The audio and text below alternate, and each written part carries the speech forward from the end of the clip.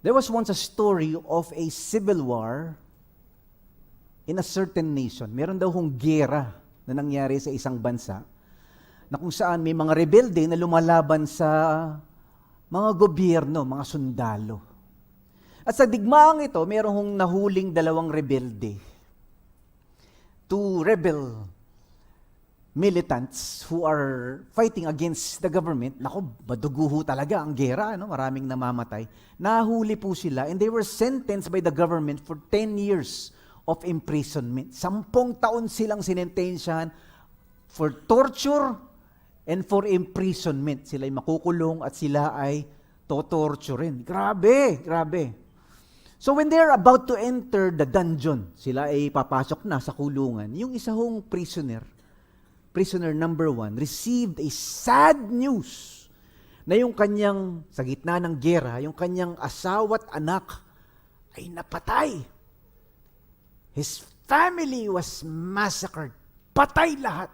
Ang lungkot ho. Ito na nga, makukulong ka na, totorturin ka for 10 years, makukulong ka for 10 years. Namatay pa yung pamilya mo na mahal mo, na inaasahan mo nga antayin ka.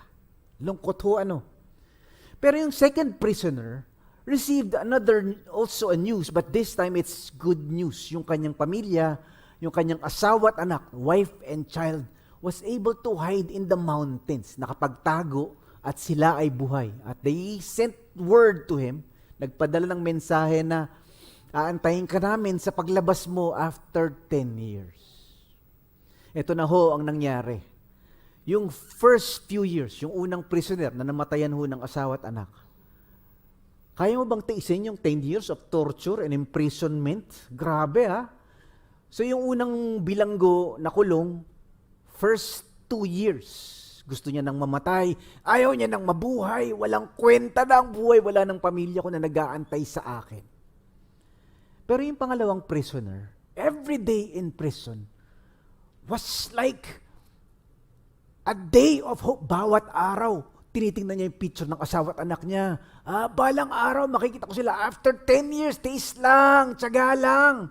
Tumagal ho siya in 10 years. Hello? Hi?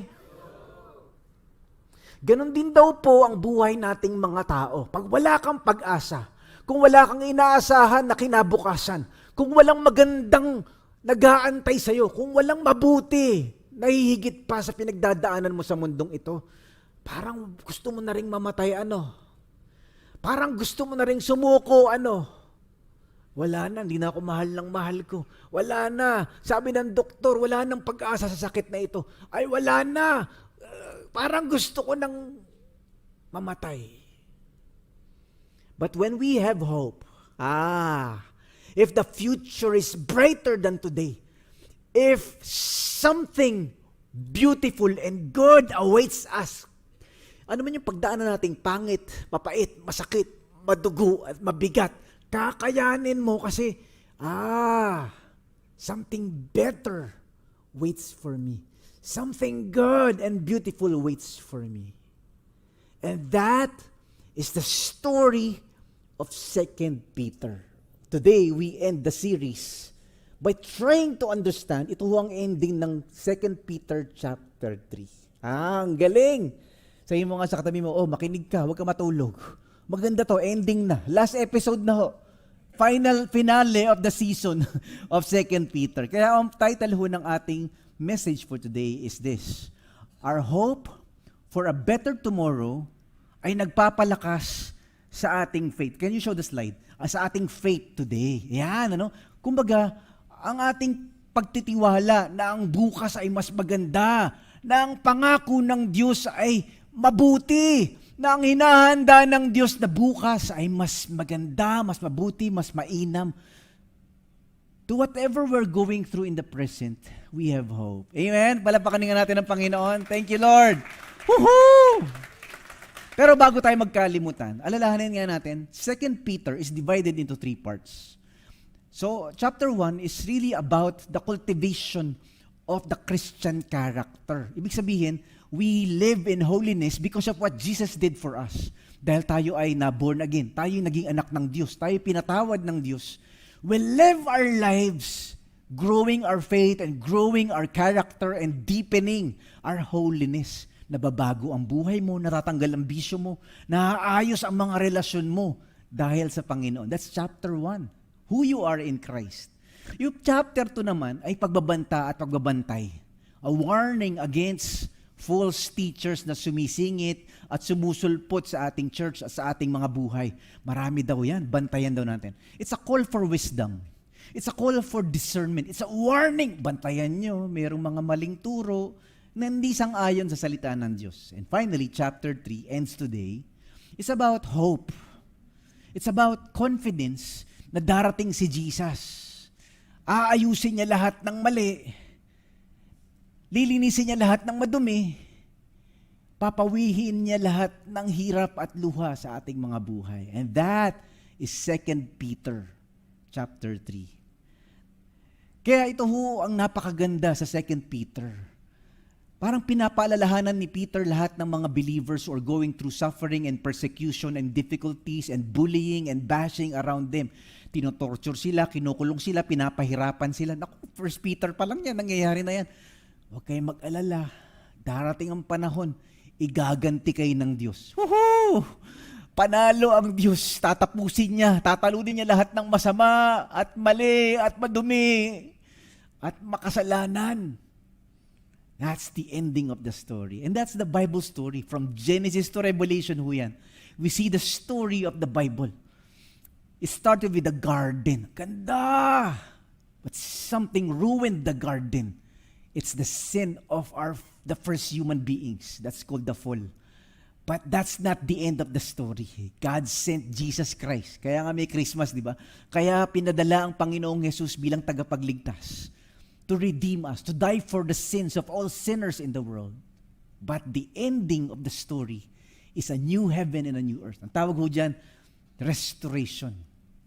So now, tayo ay pinatalsik sa garden. We are longing for a new city this time. We're longing for a new world. Nag-aantay, lahat daw tayo. Umiiyak, nananaghoy, nauuhaw, nagugutom, nananabik. Lord, mabago na po sana lahat. Lord, dumating ka na. Ayusin mo na lahat ng mga korap. Parusahan mo na lahat ng masama. Itama mo na lahat ng mga mali. Lord, come, Lord Jesus. That's the book of Revelations.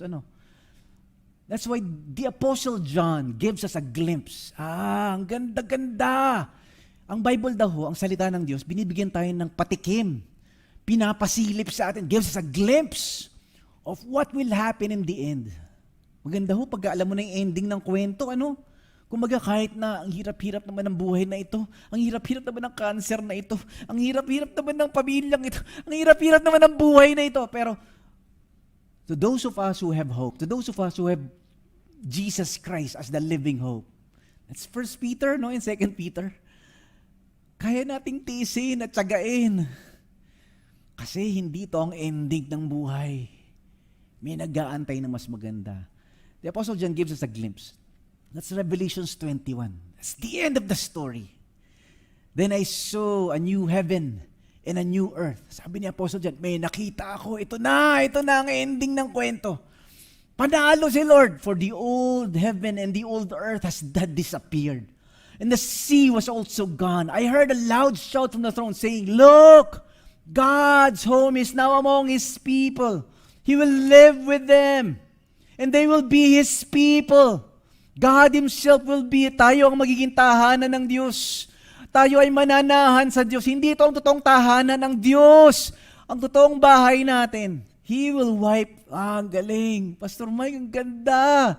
He will wipe every tear from their eyes. And there will be no more death. No more sorrow. No more crying. Wala nang iyakan. Wala nang sakit.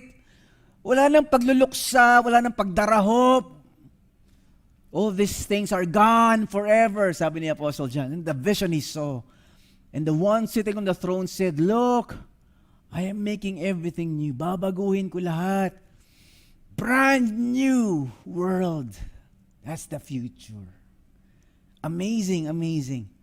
And so if Genesis is the story of paradise lost, can you help me with the clicker? Ayaw eh. Revelations is a story of paradise regained. Ibig sabihin, kung sa simula, nasira at pinatalsik tayo sa Garden of Eden and we are now journeying through the wilderness, tayo ngayon ay nagtsatsaga, naklalakbay, nag-aantay na tayo ay ibalik ng Diyos sa dati. Kasama siya, na siya ang ating tahanan, that God will be our home. One day, paradise will be regained. Ang galing. Galing. Tandaan nyo to. Our hope in the future. Next slide, please. Our hope in a future new world should motivate every believer to persevere in the present world. Kasi habang inaantay natin ang pagdating ni Jesus Christ, dapat daw may nangyayari sa buhay natin. Sa kasalukuyan, let's do our best na mamuhay ng tama, magpahalaga sa awa ng Diyos, marunong na iwasan ang maling turo, at lumalago sa pagtitiwala at pagkakilala sa Panginoong Yesus. That our lives are changing because of what we believe and what we hope for in the future. Ang ganda, no? So ngayong araw na ito, meron tayong 4 na katotohanan na pag-uusapan na makikita natin sa chapter 3. Ito yung una. While we wait for tomorrow's new world, believers should live life today to commit to godly character that pleases God. Yung mamuhay ng tama para sa Diyos. Kasi alam mo, ang bukas, mas maganda. Hindi ka nagsusungit at nakikipag-away lagi. Diba? Your life is godly. We celebrate the grace patiently given to all sinners. Ibig sabihin, pinapahalagaan natin ang awa ng Diyos. Nagtsatsaga ang Diyos, nag-aantay ang Diyos, patience of God. And then we carefully live with wisdom to avoid errors. Marunong tayong umiwas sa mga maling turo. And finally, today, pag-usapan natin, to continue with faith that grows in knowing Christ. Yun, lumalago sa pagtitiwala at pagkakilala sa Panginoon. Ang ganda! 2 Peter chapter 3 ends with a beautiful hope na dahil ito ang bukas, kaya mong tiisin at kaya mong mabuhay ng tama sa kasalukuyan. Because tomorrow is better. Today, we can endure today. We can live excellently today. So let's begin. Ito ho yung una. Chapter 3 invites us to commit to godly character while we wait for tomorrow. Habang inaantay natin ang bukas, while we wait for tomorrow's new world, we commit to godly character that pleases God. Na tayo daw ay we're doing our best na mamuhay ng tama para sa Diyos. Yun daw ho ang paghamon at pag-imbita sa atin ng chapter 3. Na dahil tayo ay hindi taga mundong ito. Well, because we do not belong to this world. We have a different citizenship. We do not follow the world. Hindi natin sinusunod ang bisyo ng mundo, ang layaw ng mundo, ang agos ng mundo. Kasi iba yung passport natin. We belong. Our citizenship is a heavenly citizenship. That's Peter, Our visa is different from the rest of the crowd. Huwag mo sundin ang kasalanan ng nakararami. So yung mga classmate mo, panay ang bisyo dito, panay ang gimmick doon. Umiwas ka, lumayo ka. Yun ang sabi ni Peter. Yung mga kapitbahay mo at mga kaibigan mo, ganito yung kanilang buhay. Kung magsungit, wagas, kung makipag-away, bardagulan talaga. Hindi daw dapat ganun ang buhay natin. Iba! Something is different when we live our lives with this kind of hope. Hindi ako taga dito. Kabilang ako sa pamilya ng Diyos. Kabilang ako sa mga tinubos ni Kristo. Binago na ako ni Lord. Hindi ko nasusundan yung dati kong buhay. That's Peter. May binabanggit pa nga siya mga clues about yung mga asong niluwa yung suka nila. Babalikan mo ba yung sinuka mo? That's Peter, Parang sinasabi niya, sira ka pala eh. Iniwan mo na yung makasalanang buhay. Iniwan mo na yung mga kabit mo. Iniwan mo na yung bisyo mo nakakasama sa'yo. Sinuka mo na. Babalikan mo pa ba? Ayan, that's Peter. Parang aso na sinuka mo na nga, dumi-dumi, nilalangaw na, panis na. Sarap nito Sarap pa pala nito Balikan ko kaya yung dati kong buhay Balikan ko kaya yung basura kong ugali? Balikan ko kaya yung mabaho kong bisyo? Hello? Hi! Since everything around us is going to be destroyed, kung gugunawin ng Diyos lahat, papalitan ng Diyos ng bago, what holy and godly lives you should live looking forward to the day of the Lord. Yung buhay nyo dapat malinis at banal. Ganda, no? Since sabi niya, sa ganitong paraan wawasakin ang lahat, paano kayo dapat mamuhay ngayon? Dapat maging banal kayo at lagi kayong sumusunod sa Diyos habang hinihintay nyo ang araw ng Diyos. Oh! Sabi niya, while we wait for that future hope, while we wait and hope for that new world, let's live our lives, godly lives, holy lives. Sa verse 13, sabi niya, but we are looking forward to the new heavens and the new earth. He has promised a world filled with God's righteousness. Ayun naman pala yung inaantay nating mundo ay makatwiran. Dapat yung buhay natin ngayon ay paghahanda sa bagong mundong ito. Pero hinihintay natin ang pinangako ng Diyos, ang bagong langit at bagong mundo. Maghahari doon ang katwiran ng Diyos. Amazing, ano? Ibig sabihin, parang sinasabi ni Peter, yung ating inaantay na bukas, may epekto sa buhay mo ngayon. Yung inaantay nating bagong mundo, may epekto sa ugali mo ngayon. Yung inaasahan mong pangako ng Diyos, may epekto sa relasyon mo ngayon. May epekto sa trabaho mo ngayon. And that is 2 Peter's encouragement to us to live our lives excellently, godly. Yung buhay na natutuwa ang Diyos at nakikita ng mga tao ang ugali ng Diyos sa buhay mo. Kasi alam mo na meron kang inaantay na mas maganda higit pa sa mundong ito. Imagine 2 employees hired by a company. No, 2 empleyado, nag-sign ng contract, minimum wage. Kano ba minimum wage ngayon? Grabe, ang liit-liit. Ano? So, pero yung trabaho nila, grabe. Trabahong kalabaw. Buhat ng mga bato, linis ng kubeta, lahat, sa silalim ng init ng araw, nagpupulpok sa bubong, nagkukumpuni ng kung ano-ano. Grabe yung trabaho nila. Talagang kayod kalabaw. Walang pahinga, walang day off, walang vacation, walang Christmas, grabe, minimum wage. Pero yung isang empleyado, employee number 1, sinabihan ng kumpanya, after 1 year, meron kang bonus. Ay, thank you sir. Meron kang 10,000 pesos bonus at the end of 1 year. Malaki ba yun? Maliit? Sobra namang bonus yan. Di ba? Ang liit. Pero yung employee number 2, sinabihan din ng kumpanya, after 1 year mo magtrabaho sa kumpanyang ito, meron kang 1 million bonus. Oh, wow, thank you sir, thank you. 1 year, 1 million. Etong 2 empleyadong ito, magka-roommate. Meron silang staff house, may dormitory sa loob ng compound ng company.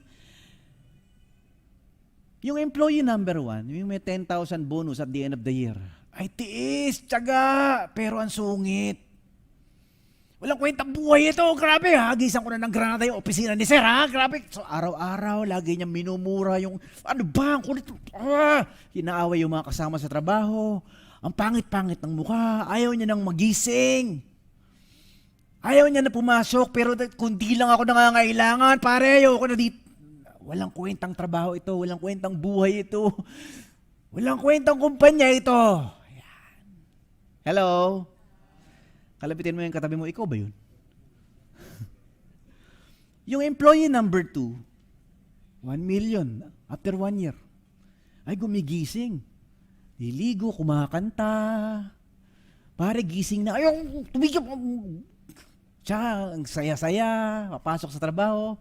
Ito ang pinakamagandang kumpanya sa balat ng lupa. This is the most beautiful job. Pareho naman sila ng trabaho. Pareho naman sila minimum wage.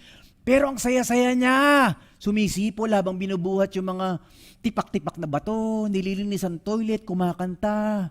Nagti-TikTok pa habang break. Paro-paro, G, grabe. Ang saya, everyday.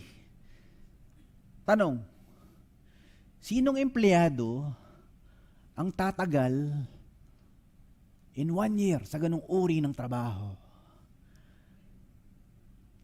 Guys, if we live our lives hoping, believing, and confident that the future is good and beautiful and brighter than today.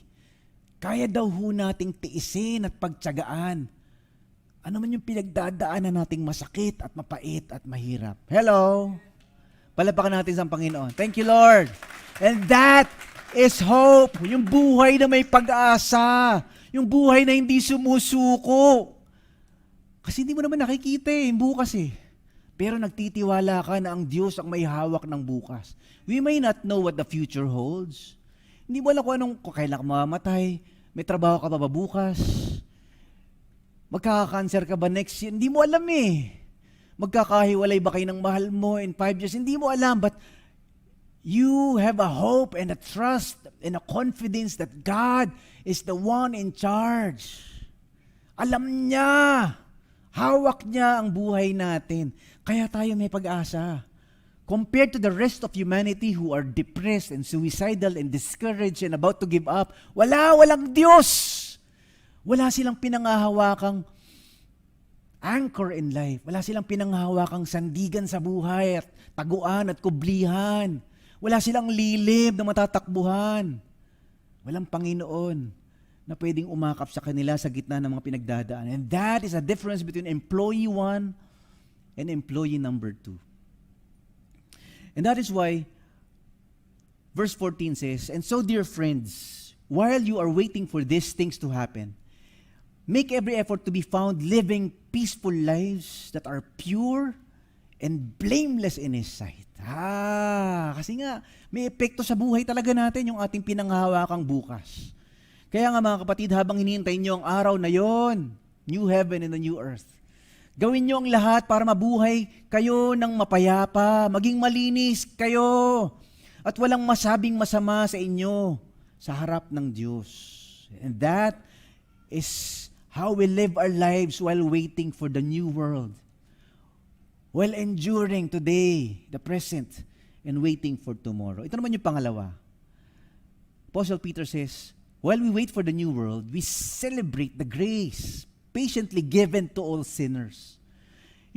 Let's do our best na mapahalagahan yung awa ng Diyos, yung pasensya ng Diyos. Grabe, no? Yung tiyaga ng Diyos na ayaw pa magbago, ha? Tigas ng ulo mo, ha? Ang Diyos daw nagbibigay ng awa, nagbibigay ng pasensya, pinagtsatsagaan yung ating mga kakulitan at mga katigasan ng ulo. That is 2 Peter. Sabi niya, 15, "And remember, our Lord's patience gives people time to be saved." Yung awa ng Diyos, yung tiyaga at pasensya ng Diyos, binibigyan na tayo ng panahon para magsisi. Isipin niyo kung gaano katiyaga ang Panginoon kasi gusto niya kayong bigyan ng chance na magsisi. Di ba? So that is the grace of God. That is the mercy of God. That is the patience of God. Yung bang, alam niya kasi na may panahon na magbago. Kaya hindi kanya tinitira ng kidlat ngayon. Kaya buhay pa tayo ngayon kasi ang Diyos daw mahaba. No? Sabi ng Bible, long-suffering. God is patient and kind and slow to anger and abounding in love. Ang galing. Ito daw ang Diyos. Sobra ang kanyang pagbibigay ng awa sa atin. Kaya minsan naiinip ka na, Lord, kailan mo ba gugunawin ang mundong ito? Kailan ka ba darating, Lord? Ayusin mo na nga lahat ng mga corrupt na ito. Ipakulong mo na nga lahat ng mga abusadong ito. Lord, itong mga mandarambong na ito, itong mga magdandakaw na ito, itong mga salbahe, Lord, parusahan mo na nga. Hindi pa. Sabi ng Bible, binibigyan pa ng Diyos ng pagkakataon niya na magbago. Lord, yung kasama ko, tinirahin mo na nga ng kidlat, Lord. Lindulin mo na nga yung mga taong yan na umapi sa akin. Hindi pa. Binibigyan sila ng Lord ng pagkakataon magbago. Nasa Bible ba yun? Nasa Bible. Tingnan niyo to. Verse 9 says, chapter 3, verse 9 says, "The Lord isn't really slow about His promises, as some people think." Kala ng mga tao, tagal naman ng Diyos. Hindi na yata huhusgahan ng Diyos sa mga yan. No, He is being patient for your sake. He does not want anyone to be destroyed, but wants everyone to repent. Hindi mabagal ang Panginoon sa pagtupad sa pangako niya, di gaya ng iniisip ng iba. Actually, pinagpapasensyahan niya kayo. Ayan na. Kalabitin mo ngayon nasa harap. Kalabitin mo, pinagpapasensyahan ka lang pala ng Lord eh. Kasi ayaw niyang mapahamak kahit isang tao. Ang gusto niya magsisi at tumalikod sa kasalanan ang lahat. Diba? Patience. The patience of God. O alam niyo ba, that the more we understand this kind of patience of God, this long suffering of God, this mercy of God, it affects our lives. We become patient and merciful to others as well. Hello? Na tayo daw ay nagiging maawain at magiging pasensyoso rin sa iba. Love is patient, di ba? The fruit of the Spirit is patience. Kasi galing sa Diyos yan, mapagpasensya ang Diyos. Alam niyo ba na merong uri ng bamboo, merong uri ng kawayan na maiinis ka? Ang tawag nila dyan ay Chinese bamboo. Ang Chinese bamboo daw, kapag ka tinanim mo, yung unang taon, ang tubo niyan, 5 inches lang. So dinidilagan mo, pinapaarawan mo, nilalagyan mo ng fertilizer, pero after another 1 year, 2 years na, 5 inches pa rin. May inis ka, ano ba naman klase? Ayaw lumago, ayaw tumubo. After 3 years, dinidiligan mo, pinapaarawan mo, inalagaan mo, 5 inches pa rin. Kung hindi mo naiintindihan kung paano ang Chinese bamboo, mainis kaya, naku, sunugin ko na kaya ito. 4 years, 5 inches. 5 years na, 5 inches pa rin. On the 6th year, in 7 weeks, it grows to 9 feet and more. Boom! Parang, asan na yung 5 inches? Taas na. That's the Chinese bamboo. But it takes 5 years. Something's happening below ground. Hindi mo nakikita eh. Maiinis ka eh. Ba't di nagbabago ang buhay nito, ha? Parang walang ginagawa ang Diyos, ha? Parang di na maayos itong mundong ito, ha? Parang di na magkakabalikan kami ng mahal ko, ha? Parang di natitino yung anak ko. Parang di nagagaling itong sakit na to. On the 6th year, something happens. Hello? Di ba naalala niyo yung mga anak natin? Yung anak ko nung siya ay 3-year-old, dumi kumain. Paborito niya spaghetti. May spaghetti sa ilong, may spaghetti sa noo, may spaghetti sa bubuk, may tomato sauce sa damit.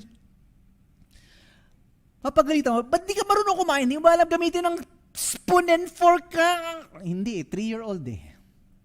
We don't do that, right? Because we understand better. We know that 5 years from now, marunong na yung gumamit ng kutsara at tinidor. At yung spaghetti, hindi na makikita sa ilong at hindi na makikita sa paa at yung miswa, hindi na sinusubal, dilaan yung lamesa. Hindi na kinakain yung baso at hindi na kinakain yung silya niya. At hindi na yan naka-diaper na ang baho-baho. Imagine mo, 30 years old ka, may diaper ka na ang baho-baho. 40 years old ka, hindi ka marunong kumain ng spaghetti kung saan-saan nakikita. We know. Tiis. Tsaga. That's 2 Peter. God is doing something in this world we cannot see. God is preparing something better than this world that we can have hope. Diba kaya nga sabi ni Apostle Paul, sabi niya, if Jesus was not resurrected, then we will not be resurrected. And if there's no resurrection of the dead, wala tayong pag-asa. Sabi niya, sige, let's eat, drink, be merry, for tomorrow we die. Bukas, mamamatay tayo. Wala na. Uuurin ang ating katawan, mabubulok ang ating kalansay. That's it. Period. No more next episode. But if Jesus is alive and we will someday be resurrected with Jesus Christ, we have hope. We have a living hope. Hindi ang ending mo ay bangkay na inuud. May bagong mundo na nag-aantay sa atin. A new heaven and a new earth. A new world, a new city that awaits us. No more tears, no more pain. Forever, paradise regained. And that is the invitation of 2 Peter with us. Ito yung pangatlo. While we wait for the new world, sabi ni Apostle Peter, we need to carefully live with wisdom to avoid the errors of false teachers. Paulit-ulit ito sa 1 Peter tsaka sa 2 Peter. Bantayan nyo, iwasan nyo. Marunong dapat kayo na umiwas sa mga maling turo. Wisdom. It's a call for wisdom. It's a warning to live our lives na marunong kang makaamoy pag, ay, maling turo yan, wala sa Bible yan ah. And the more you deepen your faith in the Word of God, the more you solidify your confidence in God's Word and God's truth and God Himself, parang alam mo kung mali ang tinuturo at madali kang umiwas. Madali kang humindi sa mga maling turo. Yan, that's 2 Peter for us. So that's the effect to us, no? Sabi niya, dahil tayo ay nag-aantay pa, marami pang mga pasaway, marami pang mga mangbubudol sa iyo, maraming manloloko sa mundong ito. Maging mapagbantay kayo, maging marunong kayo, maging wise kayo. Wisdom. Ito naman yung pang-apat. Habang nag-aantay daw tayo, while we wait for the coming of Jesus Christ, habang inaantay natin ang Panginoon, we continue with faith that grows in knowing Christ. Ang ganda! Habang inaantay natin ang Panginoon, ang pagbabalik ni Jesus at ang pagbago ng mundo, tayo daw ay magsumikap na lumago ang ating pagtitiwala at pagkakilala kay Kristo. Sa verse 18, he says, rather, you must grow in the grace and knowledge of our Lord and Savior, Jesus Christ. Woohoo! Dapat daw habang inaantay natin ang pagbabalik ni Lord, habang inaantay natin ang new heaven and new earth, habang inaantay natin ang bagong mundo, paradise regained, patuloy kayong lumalago sa kagandahang loob ng Panginoon at tagapagligtas natin si Jesus Christ. At sana mas makilala nyo pa siya. Ayun, no? It's not a passive, lazy waiting. Darating naman pala si Lord so I don't need to do anything. I don't need to work out. I don't need to strengthen. I don't need to exercise my faith. I don't need to live excellently. Darating naman ng Diyos di, okay na yon. Basta sure na ako, kukunin niya ako, ililigtas niya ako. Peter says, no. We live our lives. We strengthen our relationship with God. We grow in our faith. Mas lumalalim yung ating pagkakilala sa Panginoon. Di ba? Yun daw talaga ang nangyayari kapag tayo ay merong inaasahan na pag-asa, our living hope. Nababago yung ugali mo. Nababago yung buhay mo. Nababago yung pananaw mo kasi alam mo na hindi naman to ang katapusan Alam ko na yung ending Panalo ang Diyos, panalo ang mabuti, panalo ang kaharian ng Diyos, panalo si Jesus, panalo lahat ng kasama ni Jesus, lahat ng kakampi ng Diyos, panalo. For the meantime, tiis, tiyaga, nakikipagbaka, nakikipaglaban, sumusuong sa bagyo, nagtitiis sa mga pasan nating mga pagsubok at problema. Amen? Minsan laban ni Pacquiao. Problema ko hindi ko napanood yung live. Mahal di ba? So, ang pinanood ko replay. Hindi ko alam, lahat ng kapitbahay ko, lahat ng classmate ko, alam na yung ending. So, pinanood nila namin sabay-sabay. Ako yung pinagpapawisan. Ako pare, matatalo. Nako. So, ako yung, sige ba, ilag ka dyan. So, ang gulo-gulo ko. Pero yung mga katabi ko, relax, pakapi-kapi, sumisipol-sipol. Because, ba't pare, hindi kayo anxious? Ba't di kayo stressed? Hello? Ba't di kayo nagpapanik? Mike, alam ko na yung ending Alam ko na kung sino yung panalo Ako hindi ko alam. Kaya ako yung aligaga. Mapapansin mo yung mga Christians na